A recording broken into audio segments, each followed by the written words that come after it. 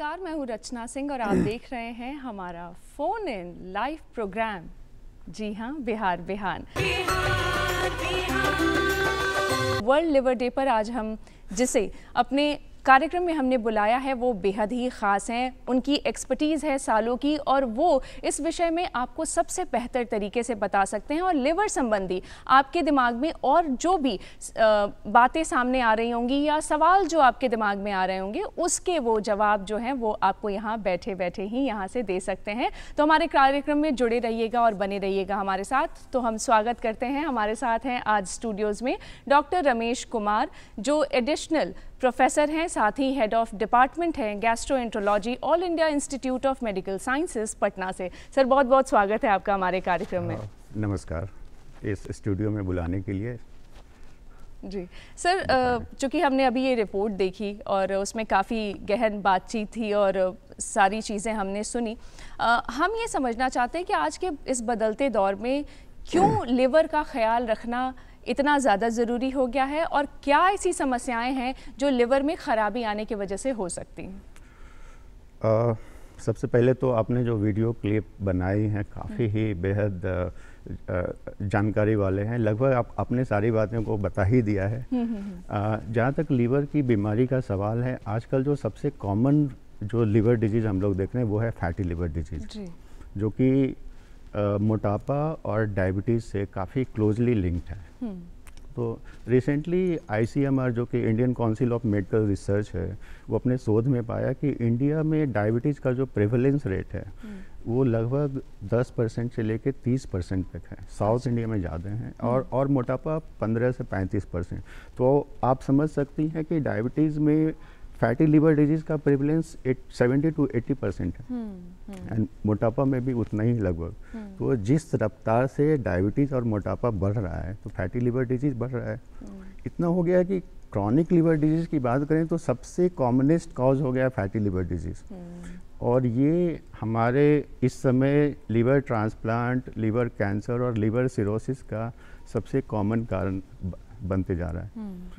और fatty liver disease के कारण की बात करें तो सीडेंटरी लाइफ स्टाइल, जो कि आपने बोला, लोगों ने फिजिकल एक्टिविटी को कम कर दिया है, जंक फूड खा रहे हैं, फास्ट फूड खा रहे हैं, अनहेल्दी फैट ले रहे हैं। फैट के भी क्वालिटीज़ होते हैं, जैसे कि एक होता है गुड फैट एंड एक होता है बैड फैट। गुड फैट जिसमें आपका HDL कोलेस्ट्रॉल ज़्यादा हो, LDL कोलेस्ट्रॉल कम हो।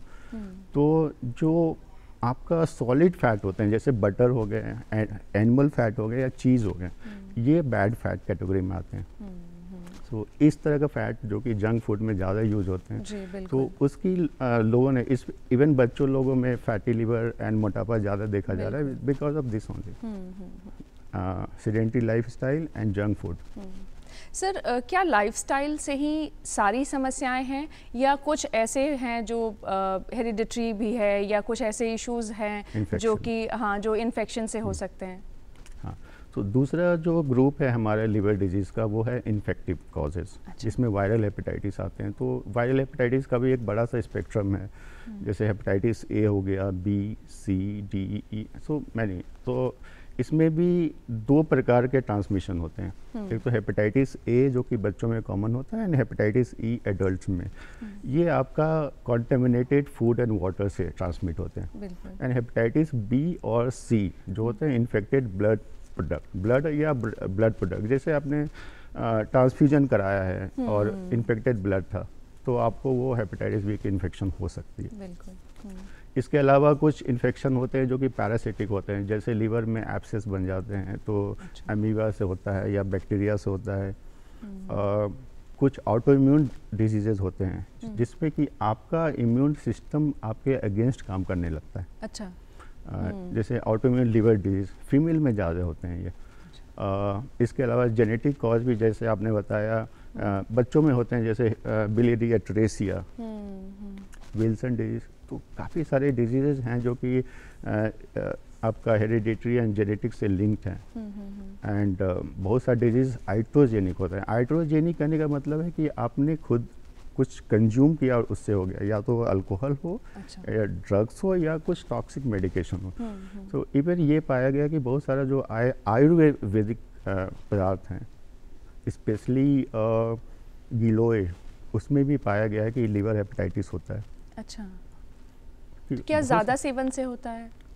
ज़्यादा सेवन से, यस, क्योंकि उसमें बहुत सारा इम्प्योरिटीज़ हैं। कुछ उसमें पदार्थ हो सकते हैं जो कि लीवर को फ़ायदा पहुंचाती हो, लेकिन चूंकि वो रॉ फॉर्म में लिया जा रहा है या किस तरीके से उसे ले रहे हैं, इससे भी बहुत असर पड़ता है। जी सर, अगर हम बात करें लक्षणों की, तो किस किस तरीके के लक्षण हैं जो अगर लिवर में समस्या हो तो वो प्रोमिनेंटली नज़र आते हैं? चूँकि हम लोग अभी चर्चा कर रहे हैं लिवर से संबंधित, तो एक और बात हमें पता और चलती है कि इसके लक्षण बहुत लेट आते हैं या बहुत प्रोमिनेंटली दिखते नहीं हैं, तो कैसे इसके लक्षणों की पहचान कर सकते हैं? ये बिल्कुल सही बात है। एक्चुअली हम देखें तो लीवर डिजीज़ को ब्रॉडली हम लोग दो कैटेगरी में डिवाइड कर सकते हैं। एक तो होता है एक्यूट लीवर डिजीज, जो कि लीवर आपका बहुत ही कम समय में ख़राब हो गया। अच्छा। तो वहाँ पे लक्षण प्रोमिनेंटली आते हैं। जॉन्डिस हो सकता है, पेशेंट को पेट में दर्द, वॉमिटिंग, भूख में कमी हो, और कुछ डिजीज होते हैं एडवांस लिवर सिरोसिस, जिसमें और भी सिम्टम्स होते हैं। पेट में सूजन, आपका खून की उल्टी हो सकती है, बेहोशी हो सकती है। अच्छा। लेकिन जो commonest form of liver disease है, क्रॉनिक लीवर डिजीज, जिसको क्रॉनिक हेपेटाइटिस बोलते हैं, वो लार्जली साइलेंट होते हैं। सिम्टम्स होते भी हैं तो बड़ा ही नॉन स्पेसिफिक, जैसे फटीग, थकान, कमजोरी, जो कि जिसको ये बताना बड़ा मुश्किल होता है कि ये लीवर की वजह से। ऐसा इसलिए होता है कि हमारे शरीर में लीवर का जो रिजर्व है बहुत ज़्यादा है। यदि किसी भी इंसान का 25 से 30% भी लीवर काम करते रहे तो बाकी उसको सिम्टम्स नहीं आते हैं। अच्छा। क्योंकि आपका 70% लगभग लीवर एक्स्ट्रा है। ठीक है। दूसरी बात है कि लीवर का रीजनरेटिव कैपेसिटी बहुत ज़्यादा है। यदि लीवर डैमेज हो भी जाए तो बहुत तेज़ी से रीजनरेट कर जाता है। तो देखा गया कि जो लीवर ट्रांसप्लांट होते हैं मरीज को, आपने आधा लीवर दे दिया, वो 4 से 6 हफ्ते में पूरी लीवर बन जाती है। एंड थर्ड कॉज है कॉम्पनसेटरी इफेक्ट। अच्छा। यदि आपका कुछ पोर्शन ऑफ लीवर खराब है तो बाकी लीवर जो है उसके काम को बढ़ा लेता है, जिससे सिम्टम्स नहीं आने देते। तो ये आपके लिए फ़ायदेमंद भी है, नुकसानदेह भी है, क्योंकि बीमारी आपको लेट से पता चल रहा है। और सर, जो शुरुआत में आपने जो चर्चा की, जिसमें कहा कि जो लाइफस्टाइल की वजह से जो इश्यूज़ होते हैं, जैसे हम एक बेसिक टेस्ट कराते हैं तो हमें पता चलता है हमारा SGPT बढ़ा हुआ है। बहुत कॉमनली ये सारी चीज़ें आजकल ट्रैवल कर रही हैं। सोशल मीडिया पे भी मैं कहीं देख रही थी कि लोग कह रहे थे कि अगर गर्दन के पास यहाँ अगर निशान बन रहे हैं तो वो भी लिवर में ख़राबी के या लिवर से संबंधित कोई समस्या है, उसका कारण हो सकता है। क्या ऐसा है? हाँ, कुछ जैसे एक्स्ट्रा हेपेटिक मैनिफेस्टेशन होते हैं तो ये ज़्यादा मेटाबॉलिक रिस्क फैक्टर में आते हैं, सब ओबेसिटी।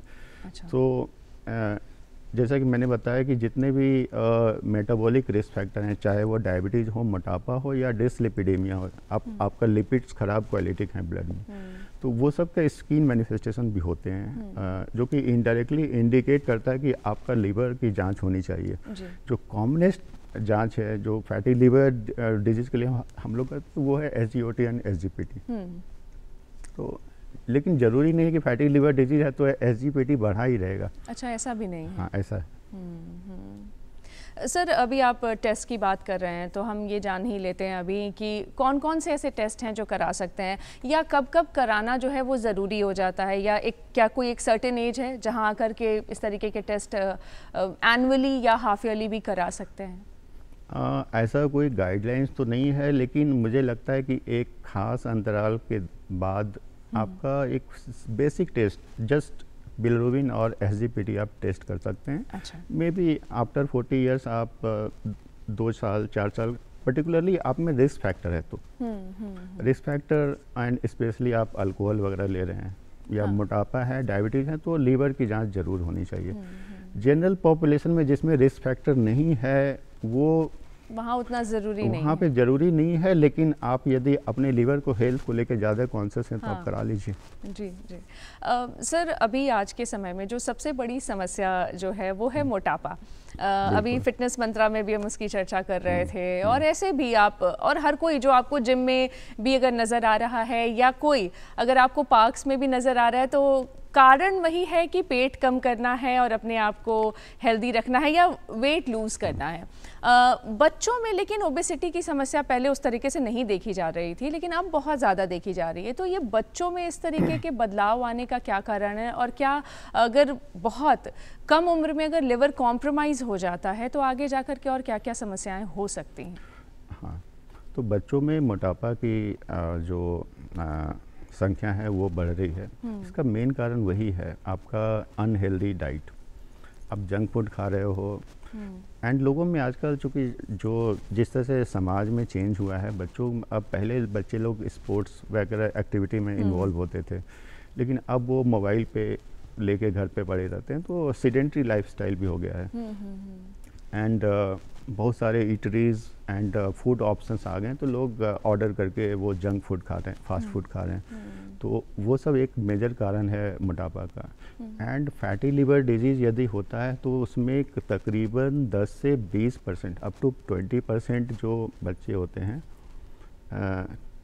10-20 साल के बाद 20% लोगों में सिरोसिस हो जाती है। अच्छा। तो आप समझ सकते हैं कि जितना कम उम्र में फैटी लिवर डिजीज़ होगा वो एडल्टहुड जाते जाते वो सिरोटिक हो जाएंगे। जी जी जी। एंड लिवर सिरोसिस जो है वो इरिवर्सिबल डिजीज़ है। एक बार सिरोसिस हो गई तो वो प्रोग्रेस ही करना है, वो आपका रिवर्ट नहीं हो सकता जनरली। जी जी।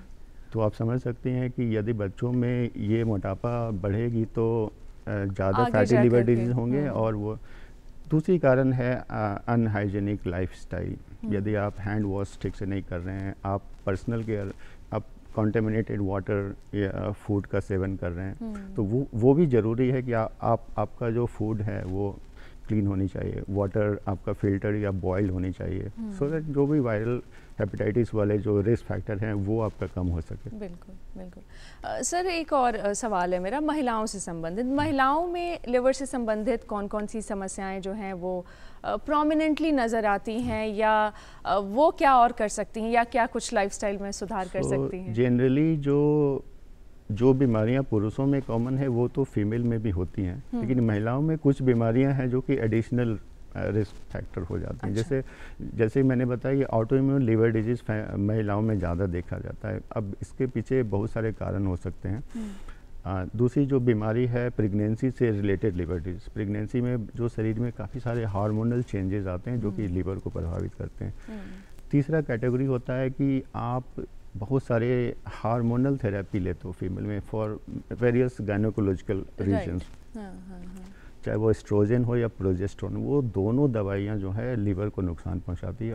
और ये काफ़ी कॉमनली देखा गया है कि फीमेल जॉन्डिस के साथ आती है और उसमें हिस्ट्री पाया जाता है कि वो हार्मोन थेरेपी ले रही हैं किसी वजह से।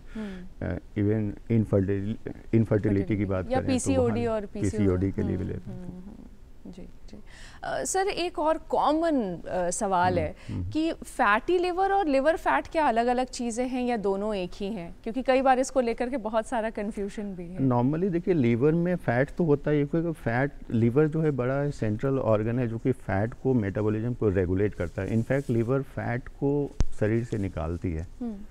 तो लेकिन मात्रा की बात करें तो 5% से कम लिवर में फैट होती है बाय वेट, मतलब ड्राई वेट की बात करें तो। यदि लीवर में आपका फैट की मात्रा 5% से ज़्यादा हो गई तो तब हम लोग उसको फैटी लीवर कहना शुरू करते हैं। तो आप लीवर में फैट नॉर्मल हो सकते हैं, लेकिन उसकी मात्रा 5% से ज़्यादा है तो फैटी लीवर, एंड जितनी ज़्यादा हो गई वो उतना ज़्यादा लीवर को नुकसान पहुँचाएगी। इसलिए फैटी लीवर को हम लोग ग्रेड करते हैं, ग्रेड 1, 2, 3। अच्छा। तो 30% से ज़्यादा होता है तो ग्रेड 2 बोलते हैं, 60% ज़्यादा तो ग्रेड 3। तो इससे जितना फैट होगा लीवर में उतना इन्फ्लेमेशन होंगी, उतना सिरोसिस का रिस्क बढ़ेगा। अच्छा जी। तो नॉर्मल फैट होते हैं लेकिन एक्सेस नहीं होना चाहिए, एंड फैट की क्वालिटी भी होती है। जी। यदि आप सैचुरेटेड या ट्रांस फैट खा रहे हैं, जैसा कि मैंने बताया, जो सॉलिड फैट को अवॉइड करनी चाहिए, उससे ज़्यादा फैटी लिवर डिजीज़ की संभावना होती है। सर एक और बहुत महत्वपूर्ण सवाल है, और मुझे लगता है कि जो लोग ये देख रहे होंगे उनके लिए ये एक बहुत ज़रूरी सवाल है कि क्या शराब बहुत बड़ा कारण है लिवर में ख़राबी होने का, या लिवर से संबंधित कोई समस्या क्रिएट करने में? हाँ, पूरी दुनिया में अल्कोहलिक लिवर डिजीज, शराब ही एक ऐसा था जो कि कॉमनेस्ट कॉज था लिवर डिजीज का। आजकल fatty liver disease, non alcoholic fatty liver disease बढ़ गए हैं। शराब डेफिनेटली एक ऐसा पदार्थ है जो कि लिवर को डायरेक्टली और इनडायरेक्टली दोनों तरीके से नुकसान पहुंचाता है। एंड इससे आपका फैटी लिवर, अल्कोहलिक हेपेटाइटिस से लेके सिरोसिस से लेके लिवर कैंसर तक हो सकता है। तो ये तो डेफिनेटली बहुत बड़ा कारण है। बट फॉर्चुनेटली हम जिस राज्य में रह रहे हैं वहाँ पे शराब बंदी है, तो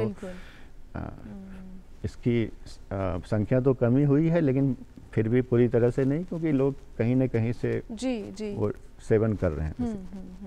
सर, एक और बात हम आपसे समझना चाहते हैं कि लिवर से संबंधित समस्याओं से कैसे बचा जा सकता है। जैसे आपने कहा कि शुरुआत में कि सिडेंट्री लाइफस्टाइल है, तो मान लीजिए लाइफस्टाइल अगर हमने ठीक कर ली तो क्या ये सारी चीज़ें रिवर्स की जा सकती हैं, या कैसे इसको और ठीक किया जा सकता है? मतलब लिवर में बहुत सारी बीमारियां होती हैं, हर बीमारी का प्रिवेंटिव मैकेनिज्म डिफरेंट होगा। जैसे फैटी लिवर की बात करें तो आपको एक हेल्दी लाइफस्टाइल अडॉप्ट करनी होगी। आपको बेसिकली एक बैलेंस्ड हेल्दी डाइट लेनी है। आपका जो खाना है उसमें हरी सब्जियां, सैलेड एंड ग्रीन वेजिटेबल्स होनी चाहिए। इनफैक्ट आपका आधी प्लेट जो होता है ना, यही सब होनी चाहिए। होल ग्रेन यूज़ करना है। आपको रिफाइंड ग्रेन नहीं यूज़ करनी। जैसे आपको brown rice, whole wheat use करनी, मैदा या सफ़ेद वाली चावल नहीं यूज़ करनी जो कि रिफाइंड होती है। आप कॉम्प्लेक्स कार्बोहाइड्रेट यूज़ कीजिए। रिफाइंड जो कॉन्सेंट्रेटेड शुगर है वो नहीं यूज़ करनी है। हेल्दी फैट डाइट लेनी है। हेल्दी फैट में आपका फिश ऑयल आते हैं, आलमंड ऑयल, सोया ऑयल, ये सब।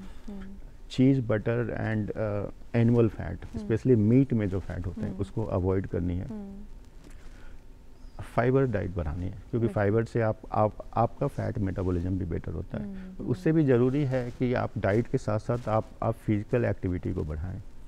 कम से कम 45 मिनट्स वॉक करें 5 डेज इन अ वीक, जो कि आपको प्रॉपर मेटाबॉलिज्म में हेल्प करेगा। ब्रिस्क वॉक ब्रिस्क वॉक करनी चाहिए आइडियली। और दूसरी बीमारियां हैं, जैसे हम लोग वायरल हेपेटाइटिस की बात करें तो वायरल हेपेटाइटिस बी के लिए तो बहुत ही इफ़ेक्टिव वैक्सीन अवेलेबल है। आप वैक्सीनेट हो जाइए, आपको नहीं होगा वो हेपेटाइटिस बी। हेपेटाइटिस ए और ई के लिए आपको general sanitation and personal hygiene पे ध्यान देना है, क्योंकि ये कॉन्टेमिनेटेड फूड एंड वाटर्स होता है। तो फूड को आपको साफ पानी से धोना है। पानी जो पी रहे हैं वो बॉयल होना चाहिए। जस्ट 1 मिनट बॉइलिंग वाटर से ना लगभग सारे वायरल हेपेटाइटिस ख़त्म हो जाते हैं। तो यदि आप वाटर को बॉयल नहीं कर सकते हैं, जो कि प्रैक्टिकली कई बार दिक्कत होती है, तो आप फिल्टर यूज़ कीजिए।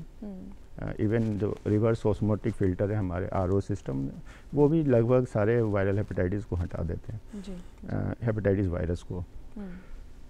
और जो कैटेगरी है, आप जैसे अनवांटेड अपने मर्जी से दवाइयों का सेवन नहीं करें। बहुत सारा मेडिसिन होते हैं जो कि लीवर को नुकसान पहुंचाते हैं। कॉमन दवा की बात करें तो टीबी की दवा जो हमारे राज्य में ऐसे ही दे देते हैं लोग बिना प्रॉपर प्रूफ का, जो कि लगभग 10 से 12% लोगों को टीबी की जो दवा है डायरेक्टली लीवर को अफेक्ट करती है। इंडिजिनस ड्रग यदि आप बहुत ज़्यादा उस पर रिसर्च नहीं हुआ है तो ना सेवन करें। रॉ दवाइयाँ नहीं लेनी चाहिए। बहुत लोग जड़, तना, पत्तियाँ ये सब लेते हैं जो कि डायरेक्टली लीवर को इफेक्ट करते हैं, तो ये सब अवॉइड करनी चाहिए। और एक ओवर द काउंटर मेडिसिन लेने का जो कल्चर है सर, जो बेसिकली चीज़ों को इजी बनाने के लिए किया गया, लेकिन लोगों ने उसको एक्चुअली बहुत उसका गलत तरीके से उसका फ़ायदा उठाया है। हमारे देश में ओवर द काउंटर मेडिसिन आप प्रैक्टिकली देखें तो सारा हो जाता है। विदेशों में तो एक बहुत लिस्ट है कि आपको यही दवा मिल सकती है। तो इसलिए वहाँ पे जो ओवर द काउंटर ड्रग है, जैसे पैरासीटामोल, उसमें लीवर फेलियर का सबसे कॉमनेस्ट कारण वही देखा गया। बाकी दवाएं हमारे यहाँ तो कोई भी दवा आप जाओ केमिस्ट आपको दे देगा। तो बहुत सारी दवाएं, स्पेशली जो साइकियाट्रिक मेडिसिन होते हैं ना, वो काफ़ी लीवर के लिए नुकसानदायक होता है। तो बहुत लोग एंटी डिप्रेसेंट वो सब अपनी मर्जी से ले लेते हैं, तो उसका ध्यान रखना चाहिए। जी सर, चूँकि अभी आप खान पान की बात कर रहे थे और आपने बताया कि कौन सी चीज़ें खानी है और कौन सी चीज़ें नहीं खानी है, लेकिन उसमें एक और जो नॉन वेजिटेरियंस हैं, जो मीट ईटर्स हैं बेसिकली, उनका भी एक सवाल आता है कि क्या मीट का बहुत असर पड़ता है लिवर पर, और लॉन्ग टर्म में या फिर एक एज सर्टेन एज पे आ जाने के बाद से क्या मीट को लेकर के उसे दूरी बनाएं या उसको भी मतलब एक बेहतर तरीके से या सही तरीके से या सही मात्रा में खा सकते हैं? जहाँ तक नॉन वेजिटेरियन डाइट की बात है, आपके पास 3 ऑप्शन है, फिश है, चिकन है एंड मीट है। जिसमें सबसे ख़राब क्वालिटी जो होते हैं लीवर के लिए, जो सबसे नुकसानदायक है, वो मीट है, स्पेशली रेड मीट, क्योंकि उसमें दोनों फैट और प्रोटीन दोनों की जो क्वालिटी होती है वो लीवर को नुकसान पहुंचा सकती है। तो आप फ़िश ले सकते हैं। फ़िश में जो प्रोटीन होते हैं और फैट जो होते हैं वो पॉली अनसैचुरेटेड फैट होते हैं, जो कि आपके लीवर के लिए फ़ायदेमंद होते हैं। तो रेड मीट को स्पेशली मैं बोलूँगा अवॉइड करें, बट अब बहुत ज़्यादा शौकीन है तो आप कम से कम मात्रा में लें और ज़्यादा अंतराल पे लें, लेकिन वो आपके लिए सेफ़ नहीं है। जी जी। जीवन शैली में और क्या क्या बदलाव कर सकते हैं सर जिससे कि लिवर हमारा बेहतर हो सकता है, और कुछ ज़रूर ऐसी चीज़ें बताइए जो अपने खाने में जिसको ज़रूर शामिल करें, कुछ ऐसी चीज़ें, क्योंकि फूड हैबिट से ही सारी चीज़ें हो रही हैं, ख़ास करके अगर लिवर की बात करें तो कौन कौन सी ऐसी चीज़ें हैं जो खाएं और कौन कौन सी ऐसी चीज़ें हैं जो बिल्कुल ना खाएं, और जीवन शैली में और क्या ऐसा परिवर्तन कर सकते हैं, लाइफस्टाइल को और कैसे बेहतर कर सकते हैं ताकि लिवर स्वस्थ रहे? जैसा कि मैंने पहले बताया, खाना में आपका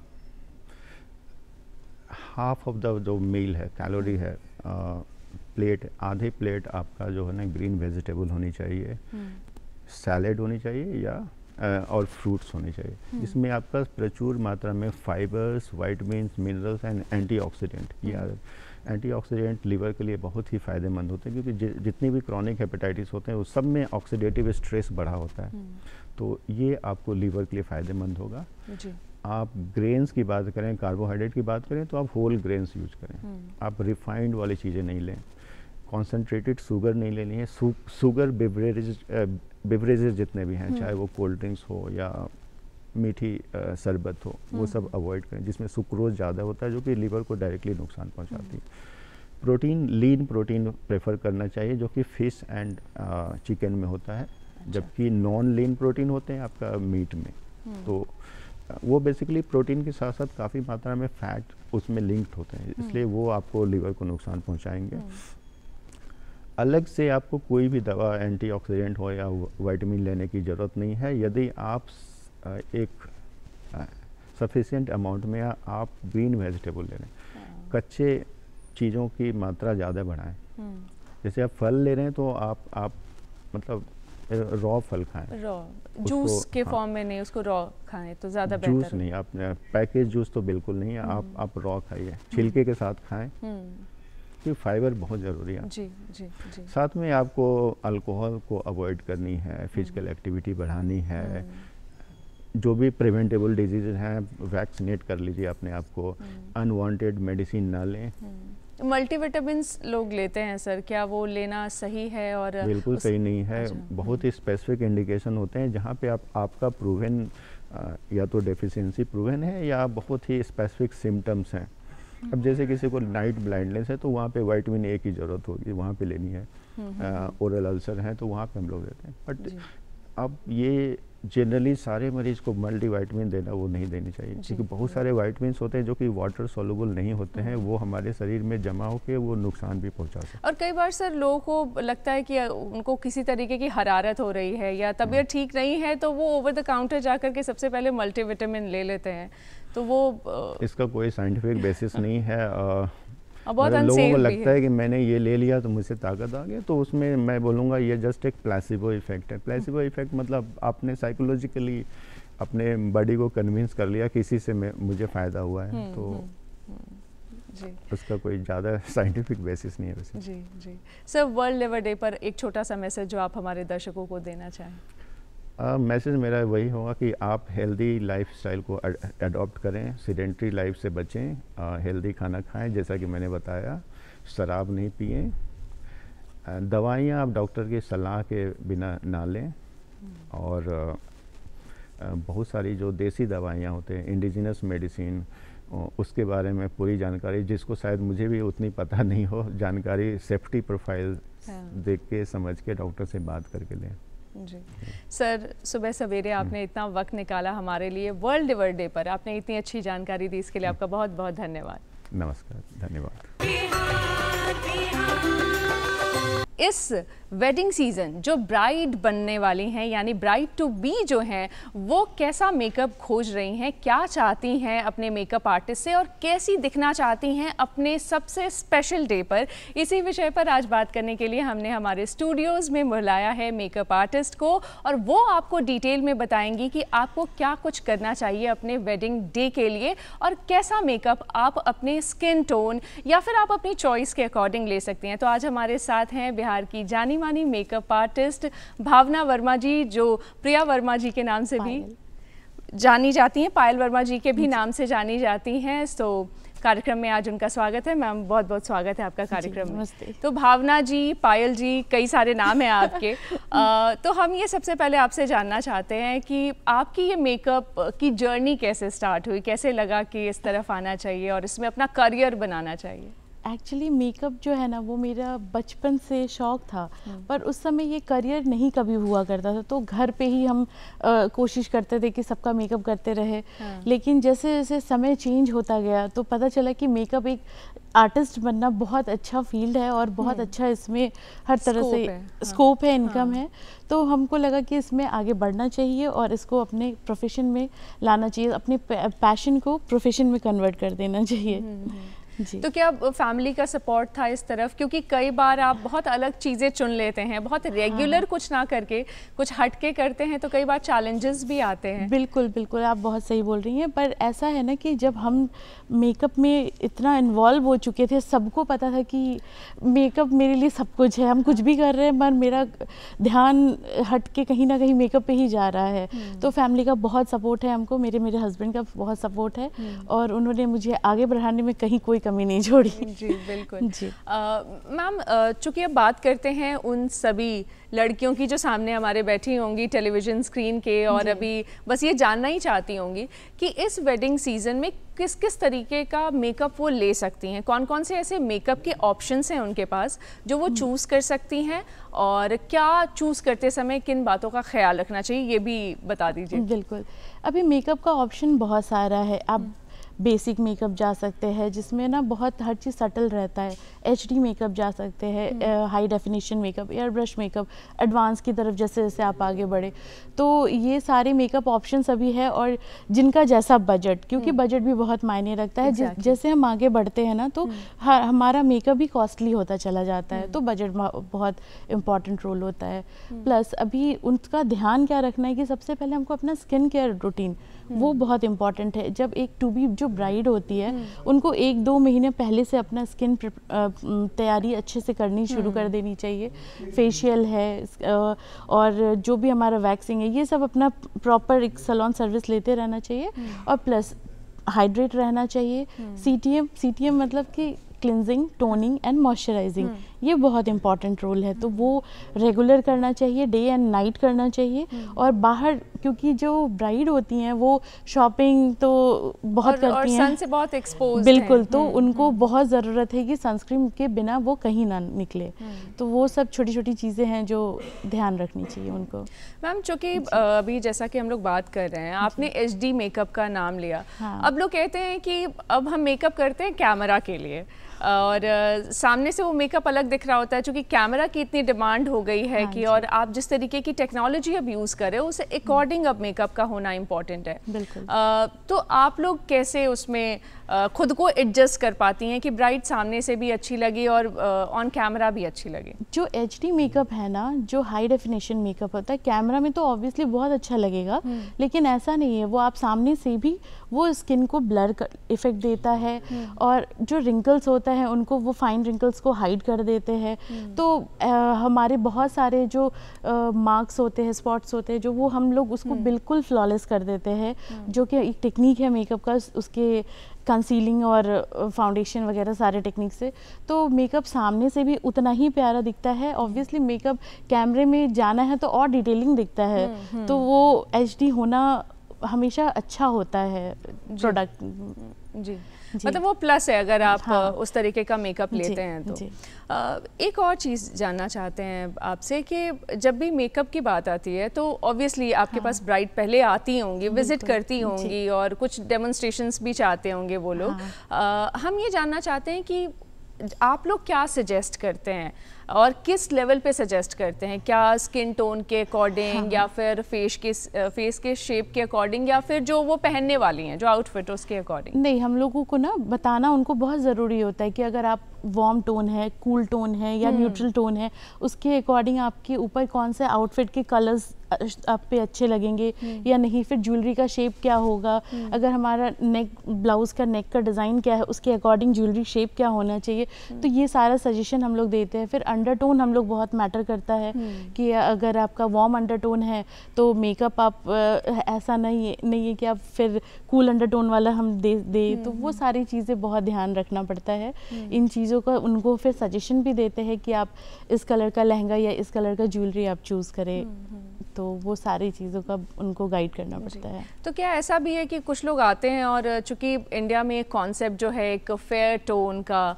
और फेयर दिखने की एक जो होड़ है, उसमें आप लोग किस तरीके से इसका ख्याल रखते हैं? क्योंकि कई बार क्लाइंट खुद ही आकर के भी इस चीज़ की डिमांड करते हैं कि हमें फेयर कर दीजिए, और तो क्या फेयर करना सही है और आप लोग उसको कितना सपोर्ट करते हैं? नहीं, फेयर करना बिल्कुल सही नहीं है, क्योंकि वो थोड़े ही घंटों के बाद ना वो फेयर किया हुआ मेकअप जो है वो ग्रे होने लगेगा, तो वो कभी नहीं है। उनके अंडरटोन का ध्यान रखते हुए अगर वार्म है तो उसके अकॉर्डिंग आप 1 से 2 टोन आप अप जा सकते हैं, उससे ज़्यादा नहीं। अगर आप ज़्यादा जाएंगे तो वो मेकअप आपका लॉन्ग टर्म में वो ग्रे पड़ जाएगा, अगर आपका सही सिलेक्शन नहीं होगा अगर तो मेकअप। तो फेयर तो डिमांड करते हैं, पर उनको समझाना पड़ता है कि आपका जो खुद का स्किन का कलर है वो अपने आप में बेस्ट है और आपका फीचर्स को इन्हांस करना इम्पोर्टेंट है, ना कि कलर को। तो वो ज़्यादा जाना सही नहीं होता है। जी मैम, हर किसी के लिए उसका वेडिंग डे बहुत इम्पॉर्टेंट होता है और हर कोई चाहता है कि वो एकदम फ्लॉलेस लगे, जैसा कि अभी आप कह रही थी, और सुंदर दिखे और कॉम्प्लीमेंट्स मिले। ऐसे में ये जानना चाहते हैं कि जब हम कपड़ों का सिलेक्शन करते हैं तो कैसे सिलेक्ट कर सकते हैं कपड़े? खास करके कलर्स की मैं बात कर रही हूँ, क्योंकि पहले कॉन्सेप्ट था कि हम रेड ही पहनते थे या पिंक पहनते थे, मैजेंटा, जनरली ये 2-3 कलर्स चलते थे, या वाइन कलर्स। अब चूंकि लोग पैस्टल्स में आ गए हैं और वो कभी कभी उनके स्किन टोन के साथ जाता नहीं है, तो ऐसे में आप लोग क्या सजेस्ट करते हैं? कैसे हम ये पहचानें कि मुझ पर ये कलर ज़्यादा बेहतर लग रहा है? क्या उसका कोई सर्टेन तरीका है? हाँ जी, बताते हैं आपको। जैसे अभी हम थोड़ी देर पहले बता रहे थे, वार्म अंडरटोन होता है, कूल अंडरटोन होता है, तो हम कैसे इन जनरल कैसे पता करेंगे? तो जो हमारा जो डे का कलर है, जैसे सन से रिलेटेड है, ऑरेंज है, येलो है और उनसे रिलेटेड सारे कलर्स वो हमारे ना वार्म कलर्स होते हैं। ठीक है। और जो ब्लू है, ग्रीन है, ये वॉयलेट है, ये सारे कूल अंडरटोन के चले जाते हैं। तो हमारे ऊपर वैसे ही जैसे हमारा, अब कैसे बताए, वेन जो है अगर ग्रीन अंदर से दिख रहा है तो हम वार्म अंडरटोन के, तो हमारे ऊपर सारे सन से रिलेटेड कलर्स जो है वार्म कलर्स सारे हम पे अच्छे लगेंगे। और जितना अगर हमारा वेन का कलर अंदर से जो पर्पल एंड ब्लू दिखेगा अगर, तो वो कूल अंडरटोन होगा। तो उनके ऊपर ना सारे नाइट से रिलेटेड, जैसे कि आपका ग्रीन, ब्लू और पर्पल, ब्लू, ये सारे शेड्स बहुत अच्छे उन पे लगेंगे। पर पेस्टल भी है उसमें सारी चीज़। तो हम ना अगर कई बार फेयर होते हैं पर हमारा वार्म अंडरटोन होता है, कूल अंडरटोन होता है। एक दूसरा टेस्ट का तरीका है कि ज्वेलरी हम अपने ऊपर रख के देखें। जैसे अगर हम सिल्वर ज्वेलरी रखते हैं और वो हम पे कितना खिल रहा है, सिल्वर अगर हमारे ऊपर अच्छा दिख रहा है तो वो हमारा कूल अंडरटोन है। अगर हम गोल्ड रख के देख रहे हैं, गोल्ड कलर हमारे ऊपर इन्हांस कर रहा है, तो हमारा वार्म है। तो ये भी एक तरीका है अपने आप को समझना कि क्या हम पे ज़्यादा खिल के आ रहा है। जी। और मुझे लगता है कि जो लड़कियां भी आपको देख रही होंगी, आई एम श्योर उनको इस तरफ एक जानकारी भी मिल रही होगी, क्योंकि हम जनरली मतलब वार्म टोन या कूल टोन ये सारी चीज़ें नहीं समझते हैं, तो ये एक अच्छी जानकारी है उनके लिए। एक और बात आपसे जानना चाहते हैं कि हर कोई ट्रेंड के साथ चलना चाहता है और ट्रेंडी दिखना भी चाहता है। ऐसे में फ़िलहाल इस मेकअप में जिस जर्नी में अभी आप हैं, किस किस तरीके के मेकअप के डिमांड्स आ रहे हैं, क्या कुछ ऐसे ट्रेंड्स हैं? क्योंकि कई बार हम सेलिब्रिटीज़ को देख करके इन्फ्लुएंस होकर के कहते हैं हमारा भी ऐसा ही मेकअप कर दीजिए, नो मेकअप लुक। तो हाँ, तो कौन से ऐसे ट्रेंड्स हैं जो चल रहे हैं? अभी बेसिकली सबका अलग अलग अपना एक डिमांड होता है, किसी को कॉन्टोर ज़्यादा चाहिए, किसी को बिल्कुल नहीं चाहिए, किसी को ग्लिटरी आइट चाहिए, किसी को न्यूड लिप्स चाहिए, किसी को रेड, पर वो अपना चॉइस होता है फर्स्ट ऑफ ऑल। और अभी सबसे ज़्यादा जो डिमांड में चल रहा है वो सटल मेकअप ही चल रहा है और ग्लिटरी आइज चल रहा है।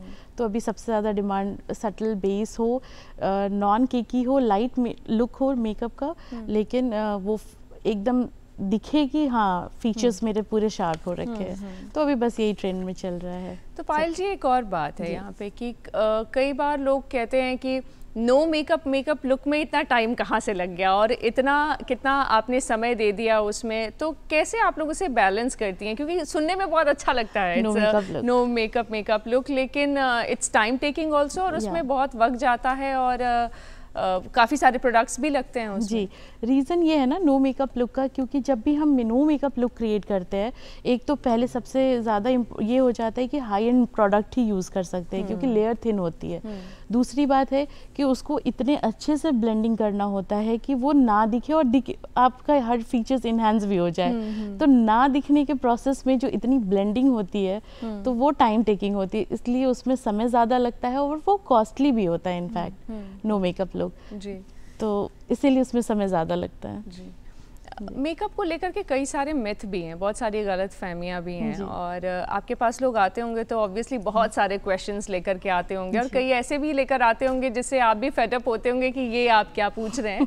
लेकिन कई सारे मिथ हैं, बहुत सारी गलत फहमियाँ जो हैं वो मेकअप को लेकर के ट्रैवल करती हैं, आप लोग कैसे उसे कोप अप करते हैं? देखिए, ये तो आजकल के भी जनरेशन कुछ आते हैं बच्चे लोग जो कहते हैं कि मेकअप से तो स्किन खराब हो जाएगा। हाँ। बिल्कुल खराब होगा तब जब आप लो क्वालिटी प्रोडक्ट यूज़ करेंगे और आप डुप्लीकेट्स प्रोडक्ट यूज़ करेंगे मार्केट के, तो ऑब्वियसली आपका उसका रिजल्ट तो ख़राब ही आएगा ना। अगर आप कोई भी चीज़ सही और तरीके से यूज़ करिएगा, क्वालिटी में यूज़ कीजिएगा, तो कभी उसका रिजल्ट ख़राब नहीं आएगा। और CTM करना बहुत इंपॉर्टेंट है। जो मॉइस्चराइजिंग होता है हमारा, तो मॉइस्चराइजिंग और मेकअप का एक लेयर होता है जो स्किन का प्रोटेक्शन होता है। कभी भी कोई भी मेकअप शुरू करने के पहले अच्छे ब्रांड का मॉइस्चराइज़र लगाइए और उसके बाद आप मेकअप, मगर मेकअप का भी क्वालिटी अच्छा होना चाहिए और अच्छे जाने माने किसी ब्रांड का होना चाहिए। तो वो बहुत इंपॉर्टेंट होता है, उससे स्किन नहीं खराब होती है। जी।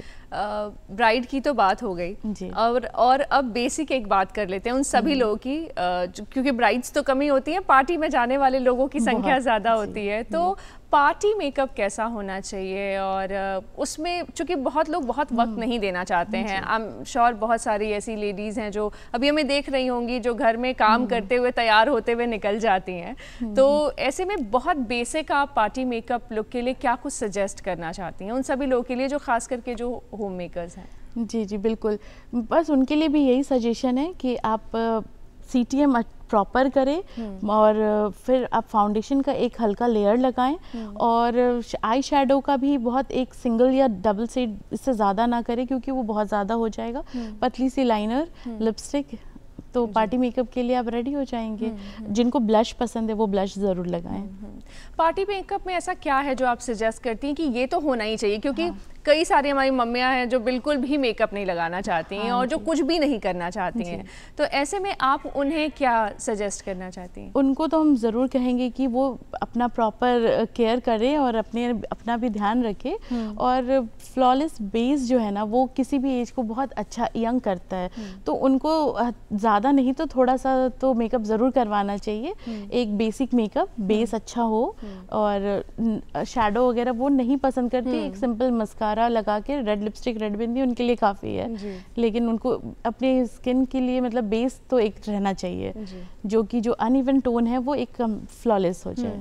पायल जी, वेरी क्विकली हमें बताइए कि पार्टी मेकअप के कौन कौन से स्टेप्स हैं जो हम तुरंत फॉलो कर सकते हैं? सबसे पहले आपको CTM, प्राइमर, फिर आप कंसीलर कीजिए जो भी आपके अंडर आइज और जो भी प्रॉब्लमेटिक एरिया पे, फिर आप फाउंडेशन की पतली लेयर लगाइए, ब्लश लगाइए, lipstick, liner, mascara, that's all.